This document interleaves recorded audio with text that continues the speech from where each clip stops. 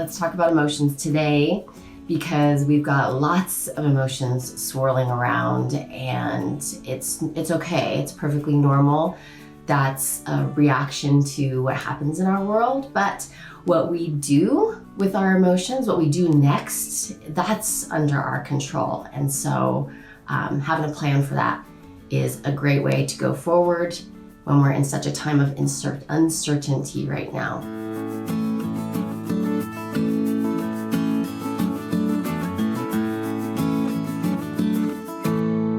My name is Stacy Rocklein, and I'm a relationship literacy coach. And I want to really get into emotions today because they're so important in our relationships. And they can bring us closer, and they can drive a wedge between us. So there's a lot of unknowns, and that brings up a lot of anxiety. Now, there are lots of other emotions here too, right? You can see them if you scroll through your social media, that people feeling all kinds of things. But anxiety is a very big one. The next thing that I predict is going to happen as we start to really feel the effects of this scenario is grief. There is going to be loss. There's going to be, loss of loved ones, loss of jobs, loss of identities that go with those things. And so grief is going to become a pretty big emotion for some of us, likely touching all of us in some way. And then after that, when we kind of settle into the aftermath of actual illness and we're dealing with the effects on the economy, long-term circumstances, and what that means for us and for our families, high likelihood that depression could set in. Just like depression, the depression, right? Where we kind of collectively go through this dark period. And this is all okay. This is all okay. These are just the emotions that we're going to feel, and we got to have a plan for them, because here's what sometimes we do. Some people repress emotions because they feel scary or they don't feel good. And when that happens, they don't go away, okay? We can repress them and pretend that they're not there, but they're going to come out sideways. They come out in our most precious relationships, and they come out in our physical, well-being. And so it's super important that we not be afraid. Another thing we do is some people cover up their tender emotions, feeling afraid and feeling sad, and they put anger over the top of it, because that's a nice cover emotion for protecting yourself, right? It's protective, it's productive, but anger is a really dangerous feeling for relationships.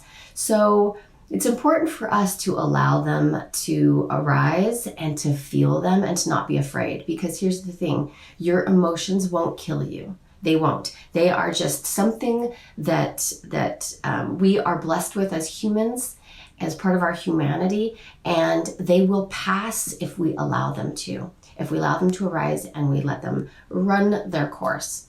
Another thing people do with their emotions is that there comes a point in time where your natural emotion will come up, right? Something happens, you feel sad, and that will run its course, and it will go away eventually. But we feed our emotions. Sometimes we do that, and what we begin doing is manufacturing emotions. Natural ones come up when we start telling ourselves a story about it, or we excessively fall down rabbit holes on social media, or scroll on all of the really devastating news. We start to manufacture our emotions, and we have control over that. So we have to have a plan for how we're going to deal with them as they come up, because here's the thing, they are such an opportunity. Like I said, we're blessed with this. This is such a rich part of our lives to be able to feel our emotions. And when we can feel our emotions and do that in relationship with other people, it brings us closer together. Some of us are living in close proximity with a lot of people right now, and we have such an opportunity here to either pull those people in closer or drive a wedge between us. And a lot of it depends on how we deal with the emotions that come up for us. So here's a practice that you can do. First, identify what you're feeling. Like, try not to be afraid of it. Like I said, it's not going to kill you. It is going to pass. Identify what the actual feeling is. Okay? Next, investigate it a little bit. Is this something that's naturally arising as you're having a reaction? Or is it something that you're starting to feed? You're starting to fan the flame, so to speak, and adding to that feeling of anxiety or sadness or devastation. Because if you can stop yourself at the part where you start to tell a story and you actually, create more emotions than you need to, then you're going to feel better as you watch these emotions come through, right? And then last, just allow yourself to feel them. Let them be here. It's okay. It's perfectly okay, and it's really beneficial to our loved ones for them to be able to see what we're feeling. It shows a vulnerable side of us, and vulnerability creates intimacy. And so that's a beautiful thing that we have a chance to do right now. If some of you are not great at emotions, and I say this as somebody who repressed emotions for a really long time, and at some point decided that I was going to turn toward them to figure out what I was feeling and allow myself to feel. But the thing is I didn't even know how to name it. Like, my language for emotions was really simple. I'm mad, usually covering up something more tender, more scary to feel.